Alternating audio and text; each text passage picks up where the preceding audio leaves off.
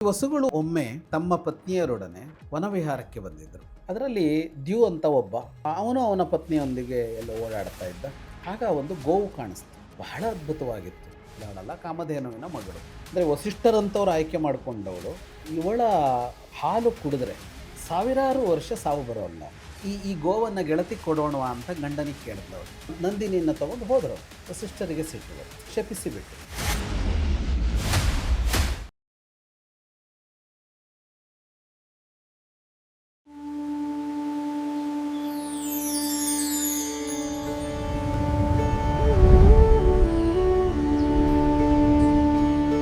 ನಮಸ್ಕಾರ, ಇದು ಕಥಾ ಸಂಚಯ. ನಾನು ಬಡಕಿಲಾ ಪ್ರದೀಪ್. ನಮ್ಮ ಜೊತೆ ವಿದ್ವಾನ್ ಜಗದೀಶ್ ಶರ್ಮಾ ಸಂಪ ಅವರಿದ್ದಾರೆ.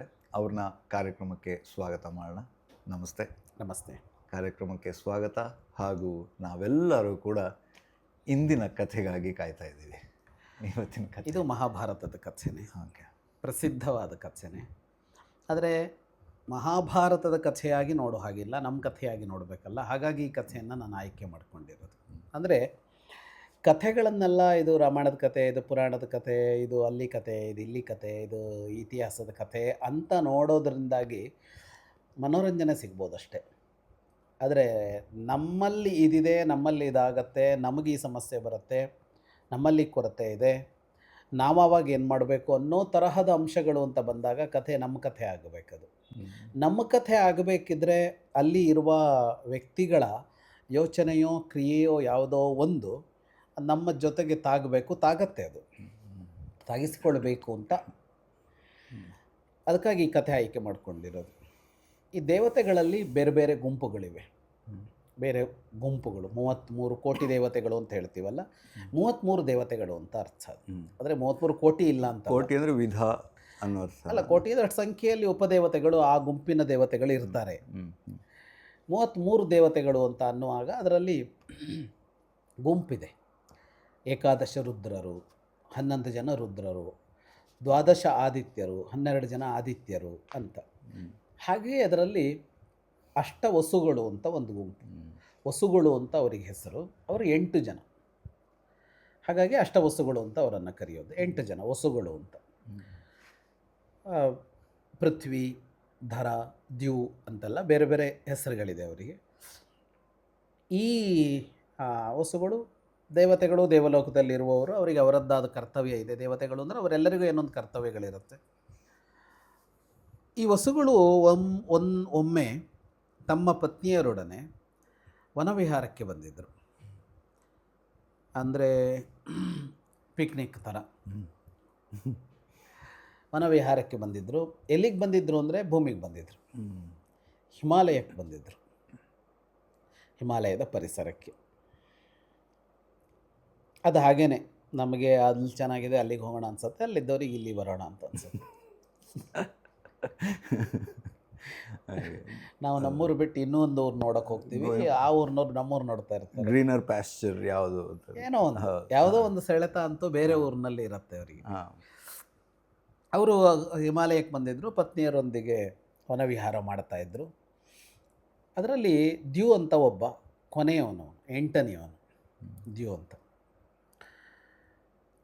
ಅವನು ಅವನ ಪತ್ನಿಯೊಂದಿಗೆ ಎಲ್ಲ ಓಡಾಡ್ತಾ ಇದ್ದ. ಆಗ ಒಂದು ಗೋವು ಕಾಣಿಸ್ತು. ಅವಳ ಕಣ್ಣಿಗೆ ಕಾಣಿಸ್ತು ಒಂದು ಗೋವು.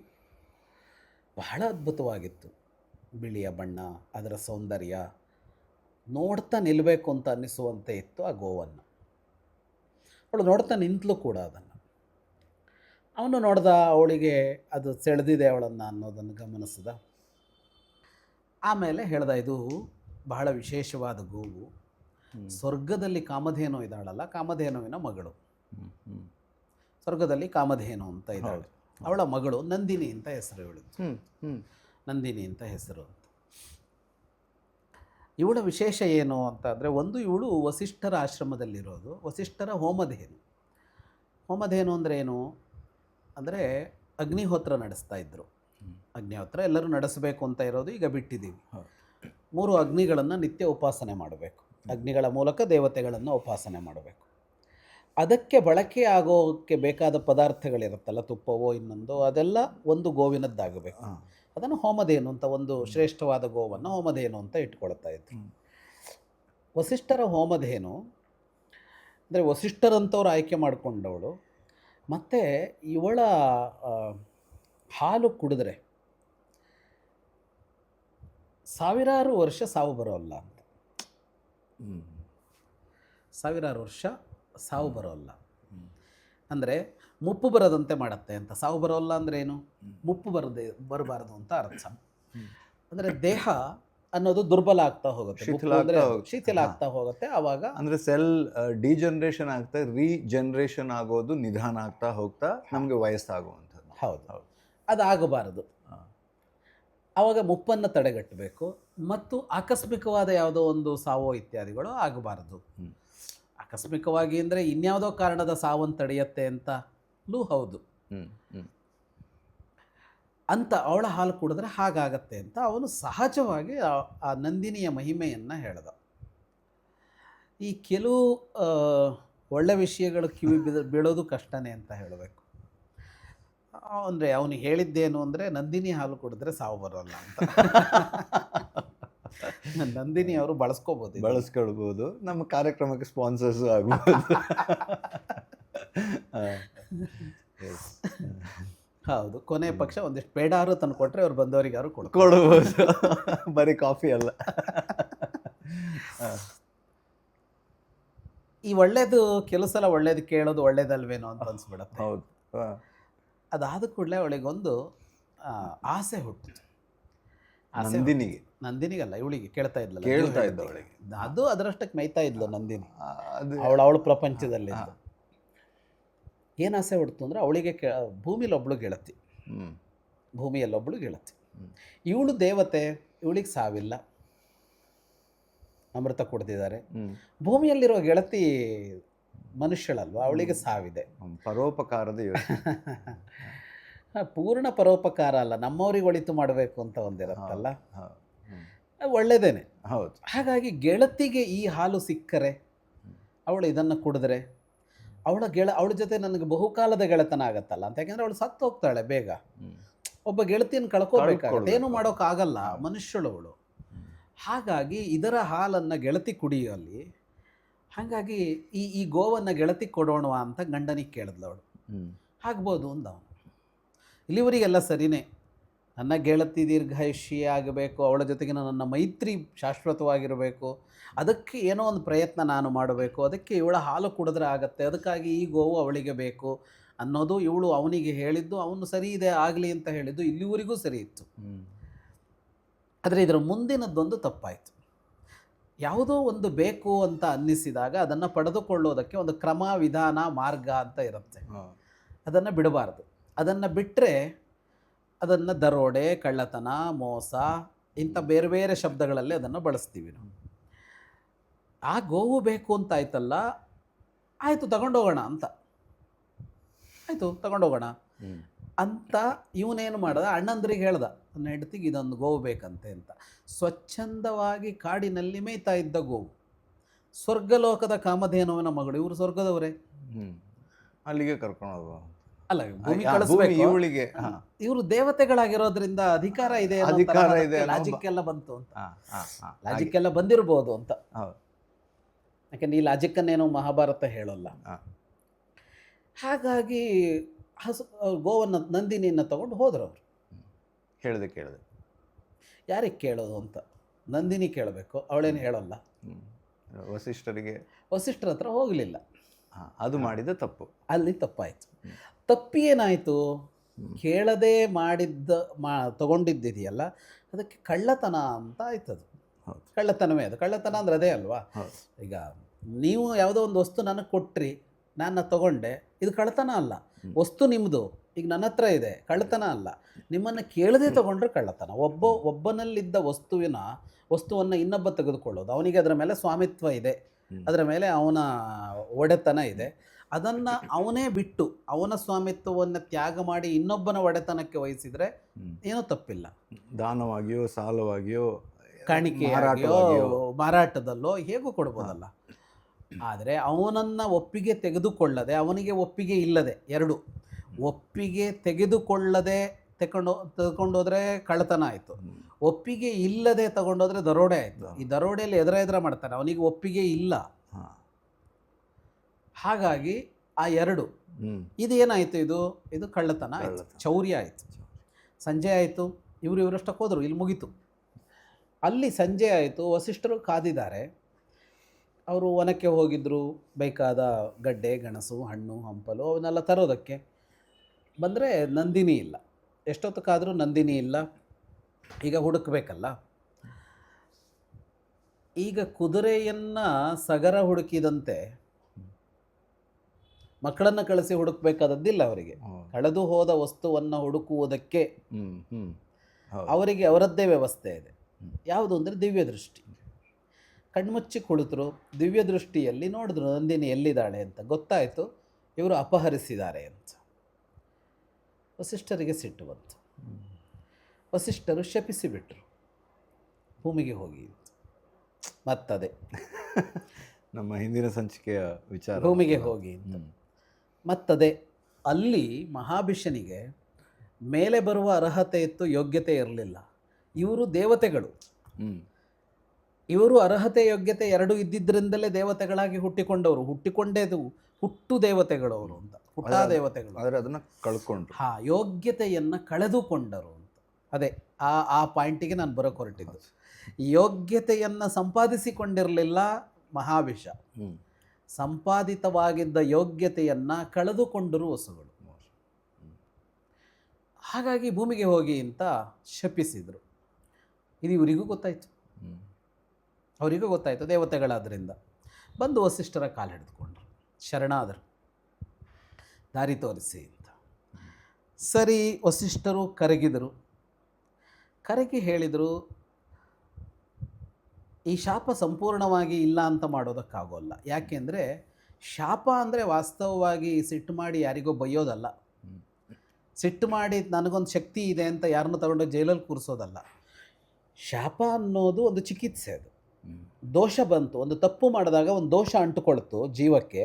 ಜೀವ ಪರಿಶುದ್ಧವಾಗಿರಬೇಕು ಅಂದರೆ ಆ ದೋಷ ತೊಳಿಬೇಕು. ಆ ಕೆಲಸ ಮಾಡಬೇಕು ಅಂತಂದಾಗ ಇನ್ನೇನೋ ಅನುಭವಿಸಬೇಕು. ಅದು ಶಾಪ. ಅಷ್ಟು ಅನುಭವಿಸಿದಾಗ ನೀನು ಮತ್ತೆ ಶುದ್ಧನಾಗ್ತಿ ಅಂತ.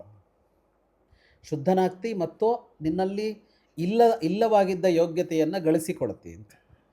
ಹಾಗಾಗಿ ಏನೂ ಆಗದೆ ಇದು ಮುಗಿಯೋಲ್ಲ. ನೀವು ಕದ್ದಿದ್ದೀರಿ ಅಂದರೆ ಯಾರೋ ಒಬ್ಬರನ್ನ ನಾವು 10 ವರ್ಷನೋ 14 ವರ್ಷನೋ ಜೈಲಿಗೆ ಕಳಿಸಿರೋದು ನೋಡಿರ್ತೀವಿ. ಆದರೆ ಅವರ ಒಂದು ಉತ್ತಮ ಇದರಿಂದ ಗುಣನಡತೆಯಿಂದ ಬೇಗ ಹೊರಗೆ ಬರೋದೇ ಅದಕ್ಕೆ ಇರುವಂಥ ಇದು ಸೊಲ್ಯೂಷನ್ನು. ಪ್ರಾಚೀನರ ಅಪರಾಧ ಮತ್ತು ಶಿಕ್ಷಾ ವಿಧಾನಕ್ಕೂ ನಾವು ಇವತ್ತು ಮಾಡಿಕೊಂಡಿರುವ ಅಪರಾಧ ಮತ್ತು ಶಿಕ್ಷಾ ವಿಧಾನಕ್ಕೂ ವ್ಯತ್ಯಾಸ ಇದೆ, ತುಂಬ ವ್ಯತ್ಯಾಸ ಇದೆ. ಅವರು ಒಂದು ಶಿಕ್ಷೆ ಅವನ ಅಂತರಂಗವನ್ನು ಬದಲಾಯಿಸಬೇಕು ಅಂತ ನೋಡ್ತಾ ಇದ್ರು. ಅದು ಬೇರೆ ಒಂದು ಅಧ್ಯಾತ್ಮದ ದೃಷ್ಟಿಕೋನದಲ್ಲಿ ನೋಡ್ತಾ ಇದ್ರು. ಹಾಗಾಗಿ ಯಾವ ತಪ್ಪಿಗೆ ಯಾವ ಶಿಕ್ಷೆ ಅಂತ ಪ್ರಾಚೀನರು ಹೇಳ್ತಾ ಇದ್ದಿದ್ದು ಅವರು ಅಧ್ಯಾತ್ಮದ ದೃಷ್ಟಿಕೋನದಲ್ಲಿ. ನಮಗೆ ಇವತ್ತು ಅಧ್ಯಾತ್ಮದ ದೃಷ್ಟಿಕೋನ ಇಲ್ಲ. ಅಧ್ಯಾತ್ಮವನ್ನು ನಂಬಿರುವ ನಮಗೂ ದೃಷ್ಟಿಕೋನ ಇಲ್ಲ, ನಂಬದೇ ಇರುವವರಿಗೆ ಹೇಗೂ ಇಲ್ಲ. ಹಾಗಾಗಿ ಇವತ್ತು ನಾವೇನು ಮಾಡ್ಕೊಂಡಿದ್ದೀವಿ ಅಂದರೆ ತುಂಬ ಫಿಸಿಕಲ್ ಆಗಿ ನೋಡ್ತೀವಿ. ಶಿಕ್ಷೆ ಯಾಕೆ, ಅವನಿಗೆ ಯಾಕೆ ಶಿಕ್ಷೆ ಕೊಡ್ತೀರಿ ಅಂದರೆ ಅವನು ಹಿಂಸೆ ಮಾಡಿದ್ದಾನೆ, ಅವನಿಗೂ ವಾಪಸ್ ಹಿಂಸೆ ಮಾಡ್ತೀನಿ ಅಂತ ಅಷ್ಟೇ ಹೇಳಿದಾಗೆ ಉಳಿದವರಿಗೊಂದು ಭಯ ಹುಟ್ಟಿಸೋದು ಅಷ್ಟೇ. ಸಮಾಜವನ್ನು ಭಯದಿಂದಾಗಿ ರಕ್ಷಿಸೋದಕ್ಕೆ, ಆ ವ್ಯಕ್ತಿ ಮತ್ತೆ ತಪ್ಪು ಮಾಡದೇ ಇರುವಂತೆ ನೋಡಿಕೊಳ್ಳೋದಕ್ಕೆ ಅವನು ಹೀಗೆ ಮಾಡೋರೋದ್ರಿಂದ ಅವನಿಗೂ ಈ ಅನುಭವ ಆಗಲಿ. ಇದು ಮೂರನ್ನು ಬಿಟ್ಟು ಇವತ್ತಿನ ಶಿಕ್ಷೆಗೆ 4ನೆಯ ಕಾರಣ ಇಲ್ಲ. ಮತ್ತು ಅದು ಫುಲ್ ಪ್ರೂಫು ಅಲ್ಲ, ಆಗತ್ತೆ ಅಂತನೂ ಅಲ್ಲ. ಆಕಸ್ಮಿಕವಾಗಿ ತಪ್ಪು ಮಾಡಿದವನು ಆ ಶಿಕ್ಷೆಯಲ್ಲಿ ಸರಿಯಾಗಿ ಬಂದು ಸರಿಯಾಗಿ ಬದುಕಬಹುದು. ಅಪರಾಧಿ ತನವೇ ಅವನಲ್ಲಿ ಮೈಗೂಡಿದ್ರೆ ಅದರಿಂದ ಅವನೇನು ಬದಲಾಗೋಲ್ಲ, ಹೊರಗೆ ಬಂದು ಮತ್ತೆ ಅದನ್ನೇ ಮಾಡ್ತಾನೆ. ಮತ್ತು ಕೆಲವರು ತಪ್ಪಿ ಮಾಡಿದವರು ಅಲ್ಲಿ ಹೋಗಿ ಆ ಉಳಿದವರ ಸಹವಾಸದಿಂದ ಇನ್ನಷ್ಟು ತಪ್ಪು ಮಾಡ್ಲಿಕ್ಕೆ ದಾರಿ ಆಗುವಂಥದ್ದು ಹಲವಾರು ಬೇಕಾದಷ್ಟಿದೆ. ಆದರೆ ಪ್ರಾಚೀನರು ಈ ಶಾಪ ಮತ್ತು ಇದರಲ್ಲಿ ಏನು ಮಾಡ್ತಾ ಇದ್ರು ಅಂತಂದರೆ ಅವನ ಜೀವವನ್ನು ಶುದ್ಧಗೊಳಿಸುವ, ಅವನನ್ನು ಮತ್ತೆ ಅರ್ಹನನ್ನು ಯೋಗ್ಯನನ್ನು ಆಗಿಸೋದಕ್ಕೆ ಏನು ಬೇಕೋ ಅದನ್ನು ಕೊಡ್ತಾ ಇದ್ರು. ಹಾಗಾಗಿ ಅವ್ರು ಹೇಳಿದ್ರು ಇದು ಇಲ್ಲದೆ ನೀವು ಶುದ್ಧರಾಗೋಲ್ಲ. ಆದರೆ ಇಲ್ಲಿ ನಿಮ್ಮ ತಪ್ಪನ್ನು ಅಳತೆ ಮಾಡಿದ್ರೆ ಜೀವನದ್ದು ಪೂರ್ಣ ತಪ್ಪು. ಕದ್ದಿದ್ದವನು, ಕದಿಬೇಕು ಅಂತ ಹೇಳಿದವನು ಅವನು, ನೀವುಗಳು ಸಹಕಾರ ಕೊಟ್ರಿ. ಹಾಗಾಗಿ ನೀವು ಒಮ್ಮೆ ಭೂಸ್ಪರ್ಶ ಮಾಡಿದರೆ ಸಾಕು ಶುದ್ಧರಾಗ್ತೀರಿ. ಆದರೆ ಅವನು ದೀರ್ಘಕಾಲ ಭೂಮಿಯ ಮೇಲೆ ಇರಬೇಕಾಗತ್ತೆ. ಅಂತ ಹೇಳಿದ್ರು. ಹ್ಮ್. ಎಷ್ಟು ಚೆನ್ನಾಗಿದೆ ಈ ಕಥೆ ಅಂದರೆ, ಈ ಹೌದು. ಕಥೆಯಲ್ಲಿ ನೋಡಬೇಕಾದ ಅಂಶಗಳೆಲ್ಲ ಎಲ್ಲಿದೆ ಅಂದರೆ, ಅವ್ರ ಹೆಂಡತಿಯರಿಗೆ ಶಿಕ್ಷೆ ಇಲ್ಲವಾ ಅಂತ ಪ್ರಶ್ನೆ. ಶಾಪ ಇವರಿಗೆ. ಆಯಿತು, ಐಡಿಯಾ ಕೊಟ್ಟಿದ್ದು ಇವರು. ಆ 6 ಜನರ ಪತ್ನಿಯರು ಬರಲಿಲ್ಲ. ಈ ದ್ಯೂವಿನ ಹೆಂಡತಿ ಅವಳಿಗೆ ಏನಾಯಿತು? ಅವಳಿಗೆ ಶಾಪ ಇಲ್ವಲ್ಲ ಅಂದರೆ, ಸ್ತ್ರೀಗೆ ಶಾಪ ಕೊಟ್ಟಿಲ್ಲ. ಸಹಜವಾಗಿ ಸ್ತ್ರೀಗೆ ಶಿಕ್ಷೆ ಕೊಡೋದು ಕಡಿಮೆ ಪ್ರಾಚೀನರು. ಸ್ತ್ರೀಗೆ ಶಿಕ್ಷೆ ಕೊಡೋದು ಬಹಳ ಕಡಿಮೆ. ಆದರೆ ಅವಳಿಗೆ ಶಿಕ್ಷೆ ಆಗಲಿಲ್ವಾ ಅಂದರೆ ಆಗಿದೆ. ಎಲ್ಲಾಗಿದೆ ಅಂದರೆ, ಇವನು ಭೂಮಿಗೆ ಹೋದಾಗ ಅವಳು ಏಕಾಂಗಿಯಾಗಿ ಕಳಿಬೇಕು. ಮತ್ತು ಆ ಏಕಾಂಗಿತನದಲ್ಲಿ ಒಂದಿದೆ, ನನ್ನಿಂದಾಗಿ ಅವನು ಭೂಮಿಗೆ ಹೋಗಿ ಕಷ್ಟಪಡ್ತಾ ಇದ್ದಾನಲ್ಲ, ಪಶ್ಚಾತ್ತಾಪ. ಈ ತಾಪ ಅಂತ ಇದೆಯಲ್ಲ, ತಾಪ ಅಂದರೆ ಬೇಯೋದು. ನಮಗೆ ನೋವಾಗತ್ತೆ ಒಳಗಡೆ ಅಂದರೆ ಬೇಯ್ತಾ ಇರ್ತೀವಿ ನಾವು. ಅದರಲ್ಲೂ ಈ ಅಪರಾಧಿ ಪ್ರಜ್ಞೆ ಇದೆಯಲ್ಲ, ಅದು ಬಹಳ ಜಾಸ್ತಿ ಬೇಯಿಸುತ್ತೆ. ಹಾಗಾಗಿ ಪಶ್ಚಾತ್ ಒಂದು ತಾಪ ಇದೆಯಲ್ಲ, ಆ ತಾಪ ಅವಳಿಗೆ ಶಿಕ್ಷೆ ಮತ್ತು ಅವಳನ್ನು ಶುದ್ಧೀಕರಣಗೊಳಿಸುವ ಕ್ರಿಯೆ. ಪಶ್ಚಾತ್ ತಾಪ ಅಂದರೆ ನಂತರ, ಮಾಡಿದ ನಂತರ ಬಂದಂಥ ಒಂದು ತಾಪ. ಓಕೆ, ಅದು ವಿವೇಕ ಇದ್ದವನಿಗೆ ಬರುತ್ತೆ ಪಶ್ಚಾತ್ತಾಪ. ಕೆಲವರಿಗೆ ಪಶ್ಚಾತ್ತಾಪ ಆಗೋಲ್ಲ. ಪಶ್ಚಾತ್ತಾಪ ಆದರೆ ಅಂತರಂಗದಲ್ಲಿ ಶುದ್ಧ ಆಗ್ತೀವಿ. ಒಬ್ಬ ಜೈಲಿಗೆ ಹೋದ ಅಂತ ಅನ್ಕೋರೋಣ, ತಪ್ಪು ಮಾಡದೆ ಅಂತ ಒಳಗಡೆ ಒಂದು ಕುದಿ ಇದ್ದರೆ ಅವನಿಗೆ, ಅವನು ಒಳಗಡೆಯಿಂದನಾರು ಶುದ್ಧ ಆಗ್ತಾ ಹೋಗ್ತಾನೆ. ಈಗ ನಮ್ಮ ಈ ಶಿಕ್ಷಾ ವಿಧಾನದಲ್ಲಿ ಸಂಪೂರ್ಣ ತಪ್ಪು ಅಂತಲ್ಲ. ಒಬ್ಬ ಕಾರಾಗೃಹಕ್ಕೆ ಹೋದಾಗ ಅವನು ಆ ತಾಪ ಪಡ್ತಾ ಇದ್ದರೆ ಒಂದಿಷ್ಟು ಶುದ್ಧಿ ಆಗ್ಬೋದು ಅವನದ್ದು. ನಾನು ಮಾಡಿದ್ದೆ ಸರಿ ಇದೆ, ಇವರೇನೋ ನನ್ನನ್ನು ಒಳಗಾಕಿದ್ದಾರೆ, ಹೊರಗಡೆ ಹೋದ್ರೆ ಮತ್ತೂ ಮಾಡ್ತೀನಿ ಅಂತ ಅಂದ್ಕೊಂಡವನಿಗೆ ಪಶ್ಚಾತ್ತಾಪ ಇಲ್ಲ. ಹಾಗಾಗಿ ಪಶ್ಚಾತ್ತಾಪವೇ ಪ್ರಾಯಶ್ಚಿತ್ತ ಅಂತ ಕೂಡ ಬಂತು. ಒಂದು ದೋಷ ಆದಾಗ ಸರಿಪಡಿಸ್ಕೊಳ್ಳೋದಕ್ಕೆ ಪಶ್ಚಾತ್ತಾಪವೇ ಸಾಕು ಅಂತ. ಪ್ರಾಯಶ್ಚಿತ್ತ ಅಂದರೆ ಯಾವ ಚಿತ್ತ ಬರ್ತದಲ್ಲಿ? ಇಲ್ಲ, ಚಿತ್ತ ಅಂದರೆ ಮನಸ್ಸಿಗೆ ಸಂಬಂಧಪಟ್ಟದಲ್ಲ, ಸರಿಪಡಿಸುವ ಒಂದು ಕ್ರಿಯೆ ನಡೆಯುತ್ತೆ ಅಲ್ಲಿ. ಈಗ ಒಂದು ತಪ್ಪು ಮಾಡಿದಾಗ ಆ ತಪ್ಪನ್ನು 10 ಜನರ ಎದುರಿಗೆ ನಾನು ಇಂಥ ತಪ್ಪು ಮಾಡಿದ್ದೀನಿ ಅಂತ ಹೇಳ್ಕೊಳ್ಬೇಕು ಅಂತ ನಮ್ಮಲ್ಲೊಂದು ಕ್ರಮ ಇತ್ತು. ಖ್ಯಾಪನ ಅಂತ ಕರಿತಾ ಇದ್ರು. ನಾನು ಈ ತಪ್ಪು ಮಾಡಿದ್ದೀನಿ ಅಂತ 10 ಜನರ ಎದುರಿಗೆ ಹೇಳ್ಕೊಳ್ಳೋದು. ಹಾಗೆ ಹೇಳ್ಕೊಂಡಾಗ ಏನಾಗುತ್ತೆ, ಇವನು ತುಂಬ ಕೆಳಗಿಳಿಬೇಕಾಗತ್ತೆ. ಇವನು ಅಪರಾಧಿ ಅಂತ ಜಗತ್ತು ನೋಡತ್ತಲ್ಲ, ಅವನ ಈಗೋವನ್ನೆಲ್ಲವನ್ನು ಕಿತ್ತಾಕ್ಬಿಡಬೇಕಾಗತ್ತೆ. ಆ ಖ್ಯಾಪನ ಅನ್ನೋದು ಕೂಡ ಶುದ್ಧೀಕರಿಸುತ್ತೆ ಅವನನ್ನ ಅಂತ. ಖ್ಯಾಪನ ಮಾಡ್ಕೋಬೇಕು ಅಂತ ನಮ್ಮಲ್ಲಿ ಹಿಂದೆ ಹೇಳ್ತಾ ಇದ್ರು. ಹಾಗಾಗಿ ಇಲ್ಲಿ ಅವಳಿಗೆ ಪಶ್ಚಾತ್ತಾಪ ಅವಳನ್ನು ಶುದ್ಧೀಕರಿಸ್ತಾ ಹೋಗುತ್ತೆ. ಕದ್ದವನು ಇವನು. ಇಲ್ಲೇನಾಗಿದೆ, ಒಂದು ತಪ್ಪು ನಡೆದಾಗ ಸೂಚಿಸಿದ್ಯಾರೋ, ಸಲಹೆ ಕೊಟ್ಟಿದ್ಯಾರೋ, ಪ್ರೇರಣೆ ಕೊಟ್ಟಿದ್ಯಾರೋ, ಸಹಾಯ ಕೊಟ್ಟಿದ್ಯಾರೋ, ನಿಂತು ನೋಡಿದ್ಯಾರೋ, ಕೆಲಸ ಮಾಡಿದ್ಯಾರೋ, ಇಷ್ಟು ಜನ ಇರ್ತಾರೆ ಅದರಲ್ಲಿ. ಪ್ರೇರಕ, ಅನುಮೋದಕ, ಸೂಚಕ ಅಂತ ಬೇರೆ ಬೇರೆ ಇರ್ತಾರೆ ಕ್ಯಾಟಗರಿಗಳು. ಎಲ್ಲರಿಗೂ ಒಂದೇ ಅಲ್ಲ. ಅದು ಇವತ್ತಿನ ಕಾನೂನಲ್ಲೂ ಹಾಗೆ ಇದೆ. ಹೌದು, ಕರೆಕ್ಟ್. ಒಂದು ಕೊಲೆ A1, A2, A3 ಎಲ್ಲ ಯಾವುದ್ರ ಮೇಲೆ ಅಂದರೆ, ಮಾಡಿದವನೇ ಯಾರು, ಸಹಕಾರ ಕೊಟ್ಟವನು ಯಾರು, ಪ್ಲ್ಯಾನ್ ಕೊಟ್ಟವನು ಯಾರು, ಮುಗಿದ ಮೇಲೆ ಆ ಕ್ರೈಮನ್ನು ಇವನ ಸಿಕ್ಕಾಕೊಳ್ಳದೆ ಇದ್ದಂತೆ ಸಹಾಯ ಈಗ ಇವರೆಲ್ಲ ಬರ್ತಾರಲ್ಲ. ಈಗ ಒಂದೇ ಅಪರಾಧದಲ್ಲಿ ಇಷ್ಟು ಎಷ್ಟು ಬೇಕಾದ್ರೂ ಬರ್ಬೋದು A1 ಹೌದು, ಡಿಪೆಂಡಿಂಗ್ ಆನ್ ಅಂದರೆ ಹಾಗೆ ಇಲ್ಲಿ ಈಗ A1 ಇವನು ದ್ಯೂ, A2 ಇವರೆಲ್ಲರೂ ಬಂದಿದ್ದಾರೆ. ಅವಳು A3 ಹೋಗಿರ್ತಾಳೆ. ಹಾಗಾಗಿ ಅವಳಿಗೂ ಒಂದು ಶಿಕ್ಷೆ ಇದೆ, ಆದರೆ ಇವನಿಗೆ ಪ್ರಧಾನವಾದ ಶಿಕ್ಷೆ ಅಂತ ಅವರು ಹೇಳಿದರು ಅಂತ. ಇದು ವಸುಗಳ ಕಥೆ. ಇದು ಮಹಾಭಾರತದ ಆರಂಭದಲ್ಲಿ ಬರುವ ಕಥೆ, ಪ್ರಸಿದ್ಧ ಕಥೆಯೇ. ಈ ದ್ಯೂ ಅನ್ನುವ ವಸುವೆ ಮುಂದೆ ಭೀಷ್ಮ ಆಗೋದು. ಇವನೇ ಮುಂದೆ ಭೀಷ್ಮ ಆಗೋದು. ಇಲ್ಲಿ ಏನು ನಡೀತು ಅನ್ನೋದು ಈ ಕಥೆ ನಮಗೆ ಎಲ್ಲಿ ಬಂದು ತಾಗಬೇಕು ಅಂತಂದರೆ, ಇಲ್ಲಿ ಏನು ನಡೀತು ಅಂತ ಅಂದರೆ, ಒಂದು ವಸ್ತು ಸೃಷ್ಟಿಯಲ್ಲಿದೆ ಅಂತ ಅಂದರೆ ಅದನ್ನು ಉಪಭೋಗಿಸಬೇಕು, ಅದನ್ನು ಯಾರು ಬಳಸಬೇಕು, ಅದು ಯಾರಿಗೆ ಸೇರಿದ್ದು, ಅದರ ಒಡೆತನ ಯಾರಿದ್ದು, ಸ್ವಾಮಿತ್ವ ಯಾರಿದ್ದು ಅಂತ ಒಂದಿರುತ್ತೆ. ಅದನ್ನು ನಾವು ಬಯಸಬಾರದು ಅನ್ನೋದು ಮೊದಲನೆಯದ್ದು. ಒಂದೊಮ್ಮೆ ಬಯಸಿದರೆ ಪಡೆದುಕೊಳ್ಳುವುದಕ್ಕೆ ಒಂದು ನ್ಯಾಯವಾದ ವಿಧಾನಗಳು ಅಂತ ಇದೆ, ಅಷ್ಟನ್ನು ಮಾತ್ರ ಅನುಸರಿಸ್ಬೋದು. ಅದನ್ನು ಮೀರಿ ಏನೂ ಮಾಡೋಕ್ಕಾಗೋಲ್ಲ ಅಂತ. ಆದರೆ ಇವತ್ತು ಈ ಕಥೆಯಷ್ಟು ನಮಗೆ ಹೊಂದಾಣಿಕೆ ಆಗುವ ಕಥೆ ಇನ್ನೊಂದಿಲ್ಲ ಅಂತ ಅನಿಸುತ್ತೆ. ಯಾಕೆಂದರೆ ಎಲ್ಲ ವಿಷಯಗಳಲ್ಲಿ ನಮಗೆ ನಮ್ಮದು ಅವನದ್ದು ಅನ್ನುವ ಭೇದವೇ ಉಳ್ಕೊಂಡಿಲ್ಲ. ಅಷ್ಟು ಅಭೇದ ಭಾವ ಬಂದುಬಿಟ್ಟಿದೆ ನಮಗೆ. ಏನು ಅಂತ ಇದ್ದರೆ, ನನಗೆ ಬೇಕಷ್ಟೇ. ಯಾರದ್ದಾದರೂ ಸೈಟ್ ಆಗಲಿ, ಯಾರದ್ದಾದರೂ ಉದ್ಯೋಗ ಆಗಲಿ, ಯಾರದ್ದಾದರೂ ಆಪರ್ಚುನಿಟಿ ಆಗಲಿ, ಅವನ ಅವಕಾಶ ಆಗಿತ್ತದು ಕಿತ್ಕೋತೀವಿ. ಬರೀ ಯಾರೋ ಅಲ್ಲಿ ರಾಜಕಾರಣಿಗಳು ಯಾರೋ ಸೈಟು ರಿಯಲ್ ಎಸ್ಟೇಟ್ ಮಾಫಿಯಾ ಮಾಡಿದ್ರು ಅಂತ ಮಾತ್ರ ಬೈಕೊಳ್ತಾ ಇದ್ದೀವಿ ಬಿಟ್ಟರೆ, ಎಷ್ಟು ಜನರ ಅವಕಾಶ ಕಿತ್ಕೊಳ್ತಾ ಇರ್ಬೋದು ನಮ್ಮ ಬದುಕಿನಲ್ಲಿ ಅಂತ ಯೋಚನೆ ಮಾಡಿದ್ದೀವ? ನನಗೆ ಬೇಕಪ್ಪ ಅದು ಅಂತ ಹೋದ್ವಿ. ಅವನದ್ದಾಗಿತ್ತಿರಬಹುದಲ್ವಾ ಅದು? ಯೋಗ್ಯತೆ ಅವನಿಗೆ ಇದ್ದಿರಬಹುದು, ಯೋಗ್ಯತೆ, ಅರ್ಹತೆ. ಅರ್ಹತೆ. ಆದರೆ ನಾವು ಇನ್ಯಾವುದೋ ಒಂದು ನಮ್ಮೊಳಗೆ ಸಣ್ಣ ಲಾಬಿ ನಮ್ಮ ಆಫೀಸ್ಗಳಲ್ಲಿ ಅಂತ ಅನ್ಕೊಳ್ಳೋಣ, ಆಫೀಸಲ್ಲಿ ಕೆಲಸ ಮಾಡ್ತಾ ಇರ್ತೀವಿ, ಸಹಜವಾಗಿ ಅವನಲ್ಲಿಗೆ ಬರಬೇಕು. ನಾವೊಂದು ಮ್ಯಾನೇಜರ್ ಜೊತೆಗೆ ಮಾಡ್ಕೊಂಡ್ವಿ, ಸಣ್ಣದು ಒಂದು ಪ್ರಾಜೆಕ್ಟ್ ನಾವು ತೊಗೊಂಡ್ವಿ, ಪ್ರಾಜೆಕ್ಟ್ ಲೀಡ್ ನಾವು ಆದ್ವಿ, ಅಲ್ಲಿಂದ ಶುರುವಾಗುತ್ತೆ. ಅಷ್ಟೇ ಸಣ್ಣದು, ಇದಲ್ಲೇನು ದೊಡ್ಡದಾಗಿಲ್ಲ. ನಾವೇನು ಮಾಡ್ಕೊಂಡ್ವಿ, ಮ್ಯಾನೇಜರ್ ಟೀಮ್ ಲೀಡ್ ಇದಾನಲ್ಲ ಅವನದೊಂದು ಇದನ್ನು ಚೆನ್ನಾಗಿಟ್ಕೊಂಡ್ವಿ. ಇಲ್ಲೆಲ್ಲ ನಮಗಿದು ಅಪರಾಧ, ಅನ್ಯಾಯ ಅಂತ ಅನ್ನಿಸ್ತಲೇ ಇಲ್ಲ, ಅಧರ್ಮ ಅಂತ ಅನ್ನಿಸ್ತಲೇ ಇಲ್ವಲ್ಲ. ಇಲ್ಲಿಂದ ಶುರುವಾಗುತ್ತೆ ಇದು ಅಂತ, ಇಲ್ಲಿಂದ ಶುರುವಾಗುತ್ತೆ ಇದು ಅಂತ. ಅಂದರೆ ಹೀಗೆ ನಮ್ಮದಲ್ಲದ ಏನನ್ನೆಲ್ಲ ನಮ್ಮದಾಗಿಸ್ಕೊಳ್ಳೋದು ಹೊರಟಿದ್ದೀವಿ. ಕೃತಜ್ಞತೆ ಅಂತ ಒಂದಿಲ್ಲ, ತೆಗೆದುಕೊಂಡ ಮೇಲೆ ಅದನ್ನು ಸ್ಮರಿಸಬೇಕು ಅಂತ ಇಲ್ಲ. ಯಾರದ್ದೋ ಡೈಲಾಗ್ ನಾವು ಹೊಡ್ಕೊಂಡು ಹೋಗ್ತೀವಿ, ಯಾರದ್ದೋ ವಿಚಾರಧಾರೆ ಕದ್ದು ನಾವು ಬಳಸ್ಕೊಳ್ತೀವಿ. ಚೌರ್ಯ, ಕೃತಿ ಚೌರ್ಯ ಅನ್ನೋದಂತೂ ನೆಕ್ಸ್ಟ್ ಲೆವೆಲ್. ನಿರೂಪಿಸಕ್ಕಾಗದೇ ಇರೋ ಥರ ಬುದ್ಧಿವಂತಿಕೆ ತೋರಿಸ್ತೀವಿ. ಅವನದ್ದು ಅಂತ ಹೇಳೋಕ್ಕಾಗಲ್ಲಪ್ಪ, ನಾವೇನೋ ಬದಲಾಯಿಸ್ತಿದ್ದೀವಿ ಸಣ್ಣದು. ಅವಾಗ ನಂದಾಯ್ತು.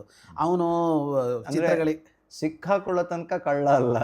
ಈಗ ಅವನು ಚಿತ್ರಗಳಿಗೆಲ್ಲ ಅವನ ಇದನ್ನೆಲ್ಲ ಹಾಕಿರ್ತಾನೆ, ಅವನ ಹೆಸರು ಬರೋ ಥರನೇ ಎಲ್ಲ ಮಾಡ್ಕೊಂಡಿರ್ತಾನೆ. ನೀಟಾಗಿ ಎಡಿಟ್ ಮಾಡುವಾಗ ಅದಷ್ಟನ್ನು ತೆಗೆದು ಅದರಲ್ಲಿ ಏನೋ ಒಂದು ಕಿವಿಯೋ ಕಣ್ಣೋ ಬದಲಾಯಿಸಿ ಅವನು ಪ್ರೂವ್ ಮಾಡೋಕ್ಕಾಗಲ್ಲ ಅವನದ್ದು ಅಂತ. ನಮ್ಮ ಪ್ರಕಾರ ಅದೆಲ್ಲ ಸರಿ. ಅಂದರೆ ಇಷ್ಟು ಪ್ರಮಾಣದಲ್ಲಿ ನಮ್ಮದಲ್ಲದನ್ನು ನಮ್ಮದಾಗಿಸಿಕೊಳ್ಳೋದು ಅಂತ ನಡೀತಾ ಇರುವ ಕಾಲದಲ್ಲಿ ಈ ಕತೆ ಬಹಳ ಮಾರ್ಮಿಕವಾಗಿದೆ. ತುಂಬ ಪ್ರತಿಯೊಬ್ಬರು ನಾವೆಲ್ಲರೂ ಕೂಡ ಯಾರನ್ನೂ ಬಿಡದೆ ನಾವೆಲ್ಲರೂ ಕೂಡ ಅದರಿಂದ ತಿಳ್ಕೊಳ್ಳುವಂಥದ್ದು, ನಮ್ಮ ಮನೆಗಳಲ್ಲಿ ಇರುವಂಥ ಸತ್ಯವನ್ನು ಈ ಕಥೆ ಮೂಲಕ ಹೇಳಿದ್ದೀರಿ. ಧನ್ಯವಾದಗಳು. ಇದು ಈ ಸಂಚಿಕೆಯ ಕಥೆ. ಅದೇ ಪ್ರತಿಯೊಂದು ಕಥೆಯೂ ಕೂಡ ಕಥೆಯಷ್ಟೇ ಅಲ್ಲ, ಜೀವನದ ಪಾಠ ಅಂತ ತಿಳ್ಕೊಂಡು ಕೇಳೋಣ. ಇಷ್ಟು ಜನರಿಗೆ ಈ ಕಥೆಯ ಸಾರವನ್ನು ತಿಳಿಸುವ ಪ್ರಯತ್ನ ಕೂಡ ಮಾಡೋಣ ಅಂತ ಹೇಳ್ತಾ ಇಂದಿನ ಕಥಾ ಸಂಚಿಕೆಯನ್ನು ಮುಗಿಸೋ ಹೊತ್ತು. ಬೆಳಕಿಲ ಪ್ರದೀಪ್ ಯೂಟ್ಯೂಬ್ ಚಾನಲ್ನಲ್ಲಿ ಪ್ರತಿನಿತ್ಯ ಮಾಹಿತಿ, ಮನರಂಜನೆಯ ಸರಣಿ ಬರ್ತಾನೆ ಇರುತ್ತೆ. ಅದನ್ನು ನೋಡ್ತಾ ಇರಿ ಅಂತ ಹೇಳ್ತಾ ಮುಂದಿನ ವಾರ ಸಿಗ್ತೀವಿ. ನಮಸ್ಕಾರ.